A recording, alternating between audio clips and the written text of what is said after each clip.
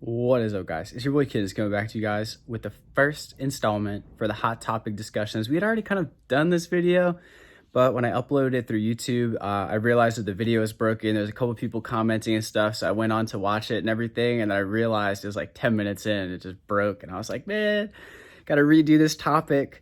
So it's kind of the first one. We'll make this the first installment, all that. Just give you a little backstory. There's already kind of one on there, and that's what I'm kind of drawing from for information on this one.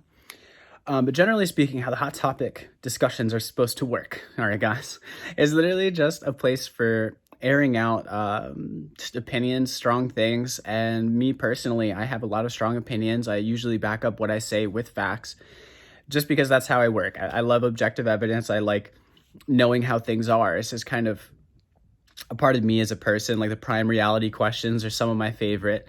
And, it's just what it is. So, maybe we should just start off strong. So the first one is, I kind of entered it as a questioning of, is Christianity dead or is atheism dead? But I think it would be more fair to just say that I think atheism is dead, and just make the title more around that, because it's just simply is true. At this point in time in 2020, there's just such strong evidence for Christianity over atheism that atheism really has no more grounds to say anything about Christianity.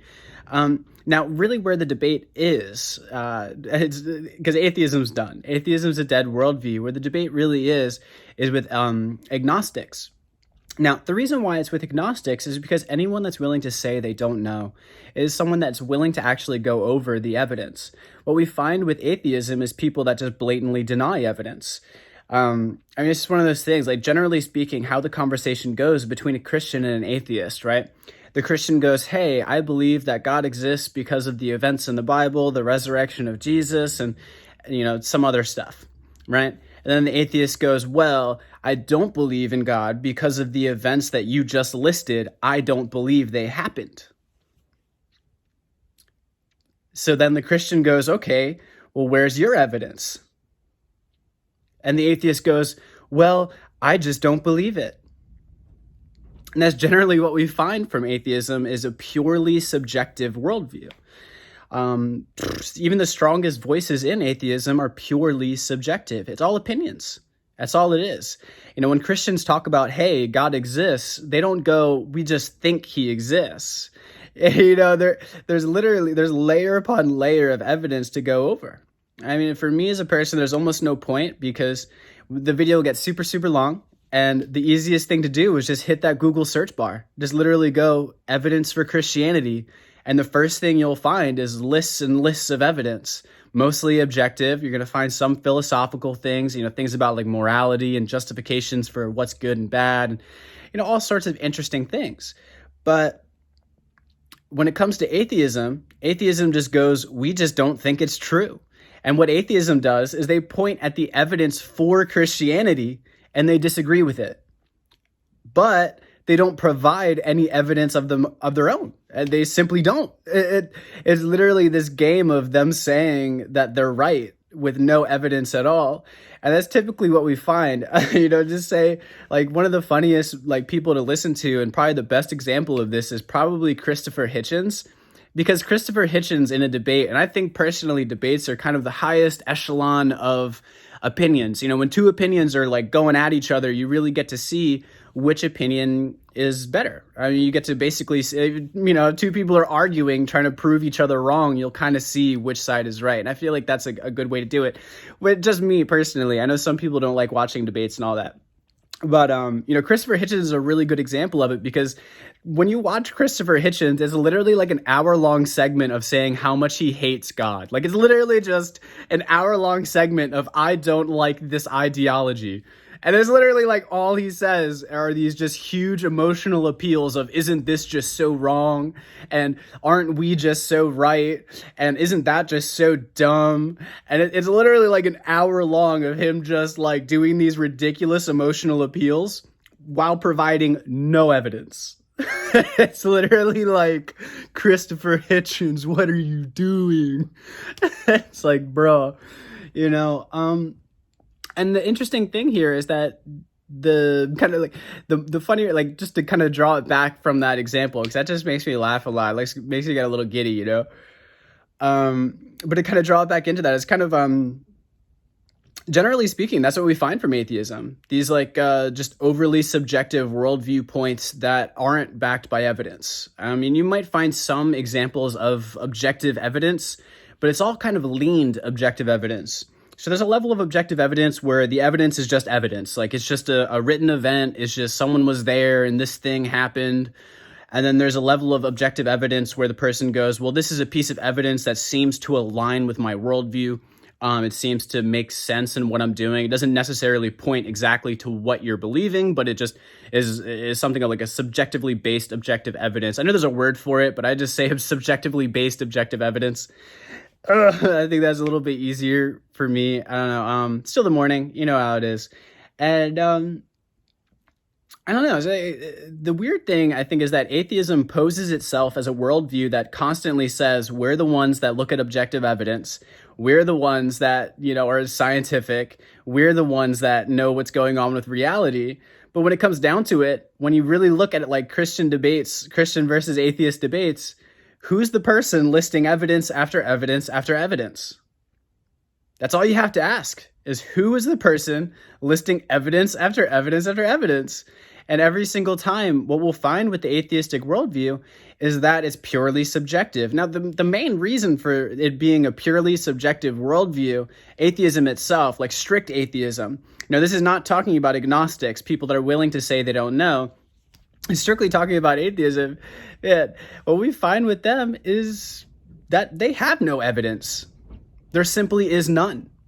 There's a big fat zero for atheism, for evidence. There simply is no objective evidence. I would go as far to say that if you were a person in the world that found the very first piece of evidence for atheism, you would have a Nobel Prize. Like that would be like the shit in the atheistic community. Like that is like what they're waiting for, is like a piece of objective evidence. Just one. They're hoping for just one piece. And here Christians are sitting with like over 30. It's like I don't even know why atheists are atheists anymore. I mean, it's a purely dead worldview. One of the biggest signs of that, kind of a funny way, just to draw back into the original video that I was talking about, is this idea of these dead arguments. Now, you find dead arguments all the way throughout atheism. Most of atheism's arguments, when you actually dig into them, don't make sense. They'll make sense if you allow it to, but it's usually broken logic. And if you align yourself with broken logic, you just, whatever, it's like one of those things, like once you dig into it, you'll either figure it out or you'll just not. But it's like with broken like arguments, one of the easiest ones, because of just how blatantly and flagrantly wrong it is the spaghetti monster argument. And the spaghetti monster argument is one that's still used today by mainstream atheists, by like legitimately studied people, will literally go out on stage and try to claim that there's no evidence for Christianity, which is just flagrantly false. It's just like, what are you doing, And the reason why it's so false, the main idea of the spaghetti monster argument is it's a downgrade for Christianity. What it does is it tries to say that Christianity isn't an objective worldview, which it is. And they try to say that Christianity also doesn't have any objective evidence, which it does. And then they try to say, like that by itself, what it does is it tries to put the two worldviews on par with each other. Because atheism is purely subjective worldview with no objective evidence to back it. What it tries to do is say, hey, this worldview that has all this evidence doesn't have any evidence. Take it down a peg. Now we're on the same peg of a subjective worldview. And now the atheist goes, well, since that's true, I can claim anything's true, such as a flying spaghetti monster. And it would have the same level of evidence as anything else, which is just flagrantly false on multiple points. It's just like, not only is it claiming that Christianity isn't an objective worldview, it is, and that it also claims that it doesn't have objective evidence, which it does. And then it makes the claim further, the logical claim that since those two things are true, which they're not, you can make any claim and it would have the same level of evidence. And it's just like, what are you doing, atheists? Like the problem I have the problem that I have with it is just as a person that loves to think, I love to dig into evidence and just, explore ideas. When someone says an idea that's that blatantly false, I mean, I get anxiety, dude, because I'm like watching these I'm watching these debates with like 200 college students, And I'm thinking like, yo, like any one of these college students could just whip out their phone, Google evidence for Christianity, and your argument's dead, pal. Like the only person that's going to listen to you is a person that agreed without looking up the evidence. Like that's the only person that will believe the spaghetti monster argument. A person that is refused to look up the evidence or simply hasn't. I know that's kind of a strong word in that sequence, but there's that, and it's just such a silly thing. I mean, it's just so flagrantly false that it's almost difficult to even get to it, like to fully explain how silly it is. Because literally, like the thing that destroys it is a single piece of objective evidence. I mean, literally just a single piece. One little piece of objective evidence destroys the spaghetti monster argument completely. All you need to find is one piece. And it's like, oh my God. Now, the main thing, I think I like the spaghetti monster argument mostly because I like to point out how dangerous it actually is for thoughts. Now, the thing that the spaghetti monster really does, the spaghetti monster argument, what it really does is it tells a person, and this is kind of like a recurring theme inside of atheism, they'll just generally say without really saying, oh, there's no evidence, and oh, it can't really be true, and well, all the smart kids are over here. And that's kind of generally those statements of we're generally right and you're generally wrong, used in debate to kind of build up a thematic element of we're actually just the right ones just because. Without any evidence, that's normally something you'll find with worldviews that have no evidence. They won't use evidence. They'll use like arguing tactics. But man, I just went way off on a little tangent there. Sorry. But yeah, I totally lost that thought that I was on, by the way.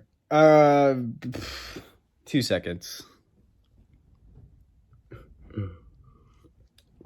Clear sealable cup today. Man.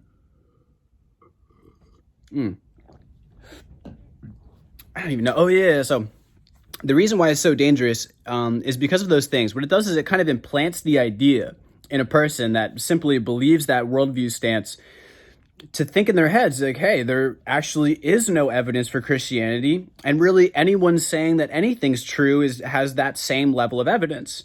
So what can happen later in that person's life is they could have a person that's just, totally rocking Christianity, and they just go over evidence after evidence, and the person is sitting there going, well, I had some guy tell me a little bit ago, and I believed him that there's no evidence. So in the back of their head, they might just be going, well, I just don't believe it because I don't think any of your evidence is legit.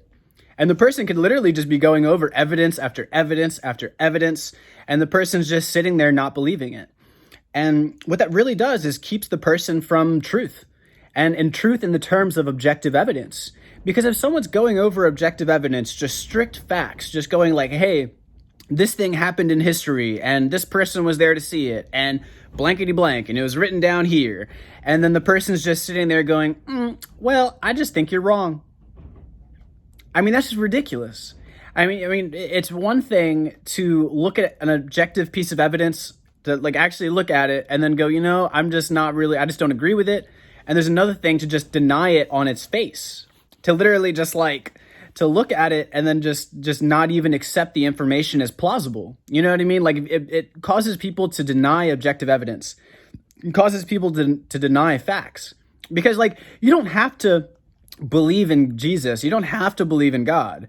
But if someone starts listing the evidence for like, hey, Jesus was a living person at this time and the events in the Bible happened, and they start literally just listing the evidence for that, and then you sit there going like, I just don't think that's true.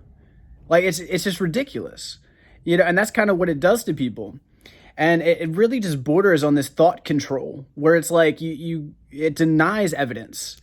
It's not just that it makes people disagree with it. It makes people deny it. And it's a really dangerous thing, I think, maybe we'll just end it there. I feel like we went over a lot of stuff. Hopefully this one doesn't end up broken, YouTube. Just messing around, but you know how it is.